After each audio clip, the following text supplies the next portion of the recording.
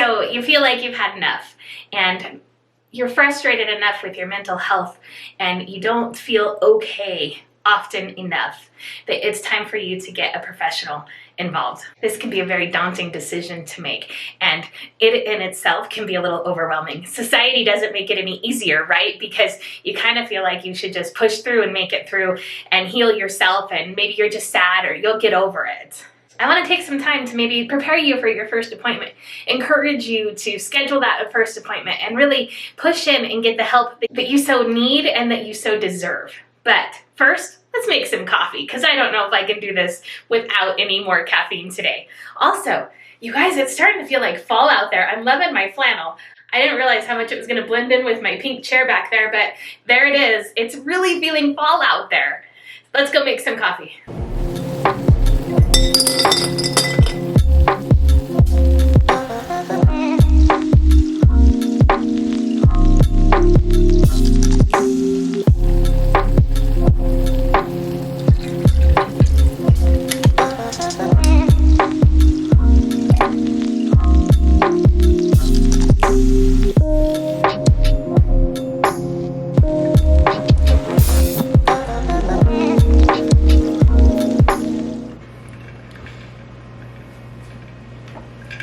Perfect.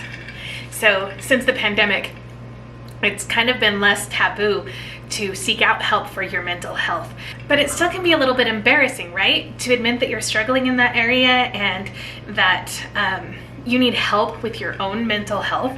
And while it has definitely become more accepted in society, it has a stigma around it that you should just pull up your bootstraps and buckle through, or you're fine, just get over it, or whatever. But the truth is that the more that you share about your mental health and your struggles, you're healed for sure. But you also really help others overcome their own mental health issues. Let me tell you how. So a concept that I often talk about is future you. What would future you want or need? But I also talk about past you. And imagine, if you would, for just a second, what past you would feel if future you could go back, give some advice or some wisdom as far as healing your own mental health. And that's where you're going to be if you take this first step in getting help in your mental health.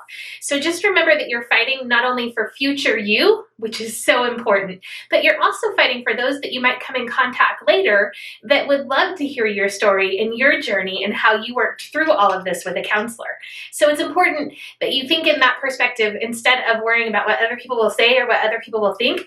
Start thinking about, what if I could help somebody else in my journey? What if I could help somebody else with my journey?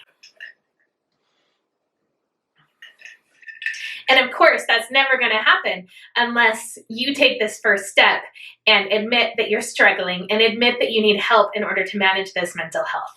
So imagine if healed you, future healed you that overcame some of these mental health struggles, can go back and help somebody that was like you in the past, that is currently like you, but like you used to be. It's important. It's so important to think that way. You don't know what lives you're going to impact just by saying, you know what? I could use some help. So that's the first advice that I have for you. Think of future you and how much it's going to help future you, but also think about how much future you is going to be able to help others by overcoming that barrier. The second barrier that I want to talk about, and something that you can prepare for before your first counseling appointment, and a warning that I have. So often our mental health struggles of anxiety or depression or even relational issues, those struggles in themselves feel like a barrier, right? Like, I struggle with depression, therefore I don't want to get out of bed. I don't want to make the phone calls that it's going to take in order to schedule an appointment with a mental health professional. I don't want to log into that appointment or call or do whatever it's taking because I lack the motivation. Or maybe it's the anxiety that's really lying to you and making you really, really withdraw because you're so caught up in the anxiety phase. So it's interesting that in order to get help, you have to overcome some of the barriers of the stuff that you need help with. So you have to overcome and figure out, how do I get through this moment of lack of motivation or lack of desire in order to really get the help that I need. Or maybe your anxiety too is really kind of embarrassing for you to talk to. So the last thing that you want to do is open up to somebody about your anxiety. Like, it's almost like your struggles that you need help with is also stopping you from getting the help that you need. Does that make sense? So what I want to do is just encourage you to take that first step. If it's make the phone call, send an email, reach out to that person via their web address, whatever it is that you need to do, the very next thing that you need to do to get help, whatever it is, make sure that you do that very next thing. And then do the next thing. Okay, I made the appointment. Now I just need to get up and go, because it's so vital.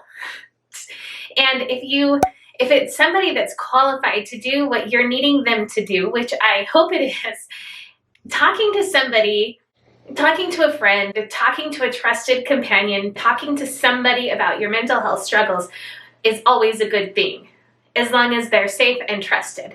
But what you're doing by taking this step and getting help from a professional is you're getting tools and knowledge on how to get better, so you're not just stuck there. When you end up talking to somebody for a long time about your mental health struggles, what happens is that there's no resolution and you're just going around in circles.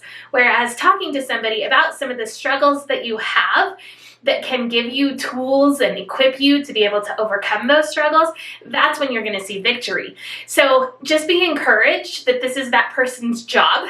They are trained, hopefully, and well trained in order to do it. And you deserve to be healthy. Just take that next step. Another awesome way to really get prepared for these kind of appointments, or to really get the confidence and strength that you need in order to follow through with them, is to journal and keep track of some of your symptoms. When I say journal to some of the people that I work with, they get really weird and intimidated, because they're like, what would I even write about? Like, that's weird. I don't want to put all my feelings down, and I struggle with motivation, so why would I find the motivation and use that time that I feel like I could be productive to journal? Like, that doesn't make sense, Megan. And hear me, I'm not asking you to write journal page after journal page, to stare at a blank page and think, okay, what am I supposed to write down? No, I want you to effectively journal and effectively take notes about what your symptoms are. I have developed a worksheet for this. I'll put it in the comments below, but it's really simple. Like, today I'm feeling anxious because today my anxiety on a scale is this or that. Some of the intrusive thoughts that I'm thinking are this and that. Or maybe it's a depression, and today my depression is winning and I'm struggling really even to get out of bed. And here's why. This is my feelings. This is what I'm feeling right now. And that will equip you to be able to go into this mental health professional's appointment and say, you know, I really was struggling with some anxiety issues and some problems that I'm having, but I've been keeping track of some of them. So that way we have some talking points, instead of what so often happens is us as counselors or mental health professionals, we feel like we're drawing it out of you, pulling it out of you by asking 1,000 questions. And it might make you even a little bit uncomfortable because it feels invasive, but we don't know your history. We don't know your current struggles. We don't know that. So we would never learn that unless we ask a lot of questions. Again, keep track of those for the days or weeks leading up to your appointment.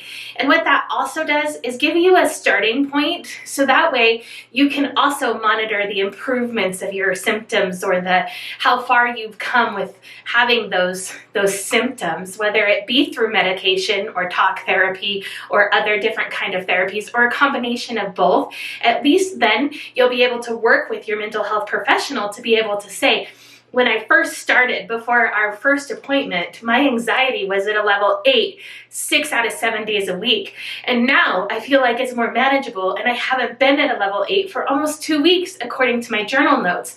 So that's just why it's so important for you guys to start journaling. And I would encourage you to journal through your journey of getting help with your mental health. So that way you do have those landmarks to go back to. Again, I have developed some journal prompts and some journal sheets for this, and those are linked in the comments below. I mean, in the description box below, if you want to grab those and be able to start printing off your own, so that way you can bring them to your first appointment. So if you haven't had time to journal, maybe your appointment was made and you just need to do it. You just need to push through all of these barriers that we've talked about, and you're not able to journal or think about or talk about them. I would encourage you to come up with some talking points anyways. Like I said earlier, sometimes us as mental health professionals feel like we have to go through this process of really digging it out of you to figure out what it is that you're struggling with. We have to ask all these questions and really kind of dig it out of you. But I would encourage you really to jot down some of your feelings, jot down some of the problems, some of your struggles, so that way you don't show up at the counselor's office and be like, I don't know what to talk about, and the counselor's not having to go through this Q&A session. We don't mind. We're trained to do it. That's what we do, and we're going to have some follow-up questions, but so often I've noticed that people come to me and I have to really break the ice because I need to get their mind thinking in order for them to remember, oh yeah, these are some of the problems that I've had, or these are some of the intrusive thoughts, or lack of motivation, or just generalized depression that I've really been feeling.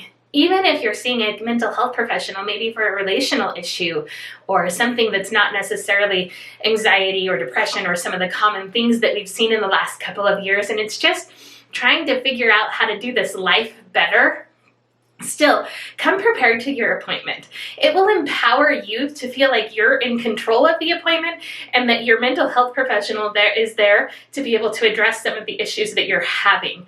I would really encourage you, even if they're just bullet points, even if they're just like talking discussions, things like that, to absolutely come prepared to your appointment with those kind of things. So I understand, and I think that most mental health professionals, I hope that most mental health professionals understand as well, that this is a new concept to you. This is a new thing. It's not something that you're super comfortable with, and we try to make it better for you and more comfortable for you. And maybe society is playing a role, or your family or peer pressure or whatever is playing a role in the thought of you getting help. But I hope that this video encouraged you to get more help and to really reach out if you need it and if you want it, and get the help that you deserve, because you do deserve to be happy and healthy. If you'd like to take a look at one of my journal prompts or trackers, I will link that in the description box below. Thank you so much for tuning in. As always, I pray that you are blessed in your coming and blessed in your going.